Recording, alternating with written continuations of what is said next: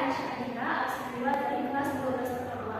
Video ini adalah bentuk pembukaan tugas praktikum bahasa Indonesia. Di sini saya akan meresaksi sebuah buku yang berjudul Janji. Nah, pokok pembahasannya yaitu yang pertama ada definisi buku, yang kedua ada tulisan, yang ketiga ada unsur fisik, dan yang keempat ada kesimpulan. Buku novel yang saya baca ini berjudul Janji dengan genre fiksi, penulis Karel Y, bahasa yang digunakan adalah Indonesia, penerbit PT Sabah Nusantara Negara, tahun terbit tanggal 28 Juli 2021, jumlah halaman 488 halaman dan harga buku dibanderol dengan harga 89.000. Nah, Karel Y ini merupakan nama pena dari seorang penulis Indonesia, yaitu Darwis. Beliau lahir di Kota Palembang, Sumatera Selatan. Nah, beberapa buku juga sudah diangkat ke dalam sebuah layar lebar seperti Semoga Bulan Sayang Allah dan Film Hafalan Surat Al-Isra. Nah, ringkasan dalam novel ini. Jadi, ringkasan dalam novel ini berisikan tentang 3 sekawan, yaitu yang terdiri dari Baso, Kaharudin, dan Hasan, di mana mereka bertiga ini dikenal dengan segala kenakalannya. Nah, kenakalan mereka ini membuat Buya merasa kelelahan. Nah, kenakalannya itu ketika mereka melakukan dan memasukkan sesuatu kepada wajangan untuk disuguhkan kepada tamu pejabat yang hadir ke pesantren tersebut. Nah, akibat dari kenakalan tersebut, Buya bukan mengusir mereka dari pesantren, tapi Buya memberikan hukuman untuk mencari sosok, yaitu untuk mencari dan meneruskan perjuangannya dalam mencari bahan. Kemudian unsur implisi. Nah, temanya yaitu mengenai perjalanan dan petualangan. Perjalanan dan petualangan ini dilakukan oleh 3 sekawan dalam mencari bahan dan bersifat ada 9. Kemudian sudut pandang menggunakan sudut pandang lagi 3. Hal ini ditandai dengan buktinya dari buku tersebut itu si pengarang menempatkan dirinya sebagai pengamat, dan sudut pandang yang digunakan juga seperti terdapat mengenal sudut pandang yang ditandai dengan ada kata dia dan mereka. Kemudian alur menggunakan alur campuran maju mundur. Alur maju ini digunakan pada saat 3 sekawan mencari bahan. Nah, alur mundur ini digunakan ketika pada saat si pengarang menjelaskan bagaimana kehidupan si Bahar dari tokoh yang dilalui selama pencarian tersebut. Kemudian untuk kata tempat, di sini ada pasal induk dengan bukti kalimat. Lepas menentukan dia kembali ke pasal induk, mencari tempat untuk tidur, mengisi pekerjaan menentukan, membawa masalah baru bagi Bahar. Pasal induk itu bercek dan dasar atau banyak yang membawa ini. Kemudian yang kedua ada penjara. Senin pukul 12 siangnya hari ketiga adalah dijebloskan di penjara tersebut bersama 4 tahanan baru lainnya. Dia dikawal oleh petugas pengadilan juga polisi. Kemudian yang ketiga ada masjid agung dengan bukti kalimat. Anak itu memang sedang berhenti di depan masjid agung. Kubah putih, menara putih, bangunan dengan arsitektur lama. Masjid itu terlihat menawan. Hasan menghalakan Islam, beranjak turun, bangsa dan menghubungi Taiwan. Nah, kemudian di sini ada waktu-waktu, yaitu pagi hari dengan bukti kalimat. Tamu Agung tertawa lebar. Pagi ini dia mengenakan kemeja putih, kesukaannya juga pembantu dan salahnya. Kemudian yang kedua ada siang hari. Siangnya efek datang ke kepala reparasi membawa dindingnya rusak. Dan yang ketiga ada waktu sore hari dengan bukti kalimat. Selama sore gadis itu menyapa menantang Agung. Sore Bahan menjawab dengan mudah. Kemudian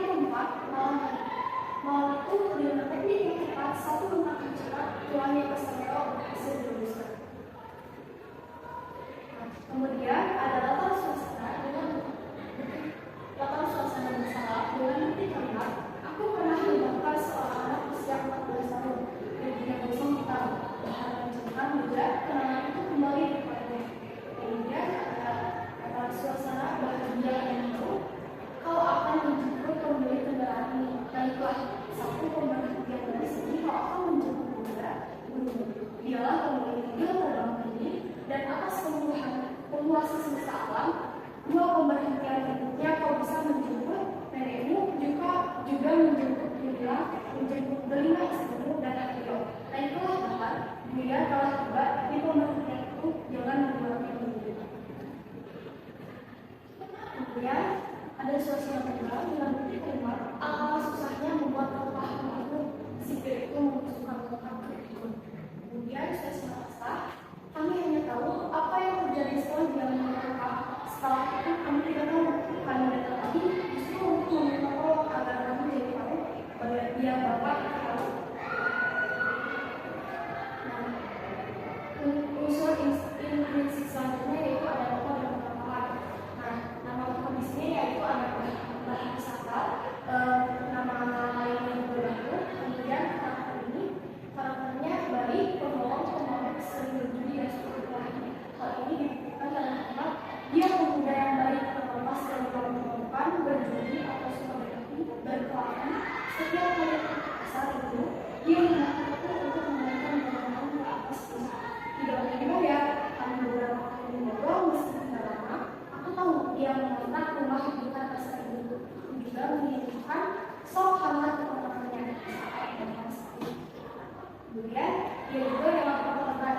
Nah, hal ini dibuktikan dalam kalimat aku akan menggantikan posisimu. Aku akan menemui polisi mengaku sebagai pelaku pembakaran pasar itu. Kemudian tokoh selanjutnya itu ada Kawan yang terdiri dari Hasan, Kaharudin dan Naso. Karakternya kompak, nakal dan sering berbohong. Hal ini dibuktikan dalam kalimat sama seperti kenakalan yang lainnya selama ini dengan alasan-alasan lainnya yang kalian sampaikan kepada guru. Bukan itu. Berhatilah, sudah kerja, besok, Hasan dan Kaharudin atau besok lidah kalian akan terkunci, tidak bisa dicetak lagi. Kemudian ada nama Asep atau tukang kita, kami sendiri, hal ini dibuktikan dalam kalimat aku tadi membeli nasi pecel juga 2 bungkus. Kau pasti suka. Wah, besok kita sarapan semua.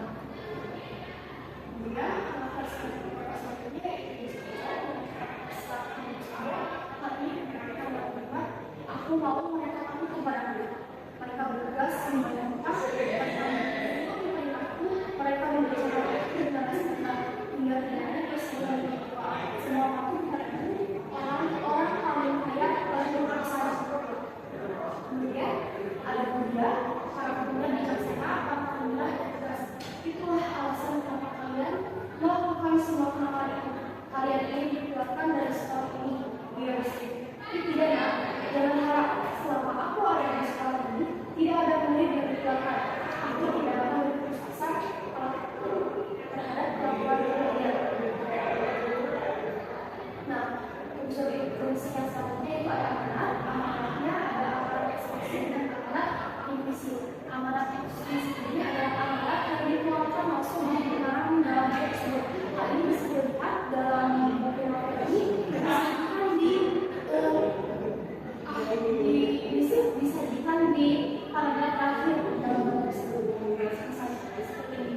Amanat ekspresi dan pada bagian terakhir ketika Bahar dan Bunda melakukan janji pusaka saat hendak keluar dari lembah yaitu pertama senantiasa hormati dan merawat kamu.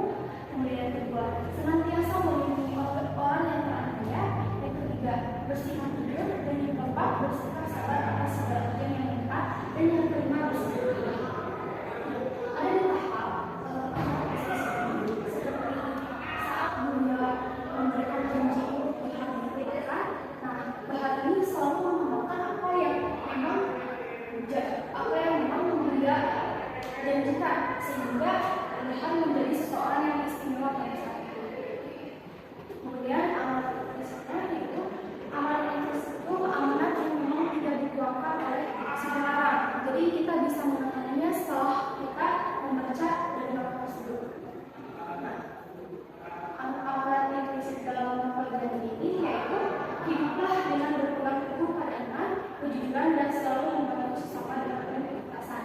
Nah, hal ini sangat melekat pada diri Bahar, meskipun dia adalah seorang yang sering mengaku, sering berkelahi, bahkan dia pernah membunuh, tapi dia tidak pernah lupa akan Tuhannya. Dia selalu mengamalkan apapun yang memang harus di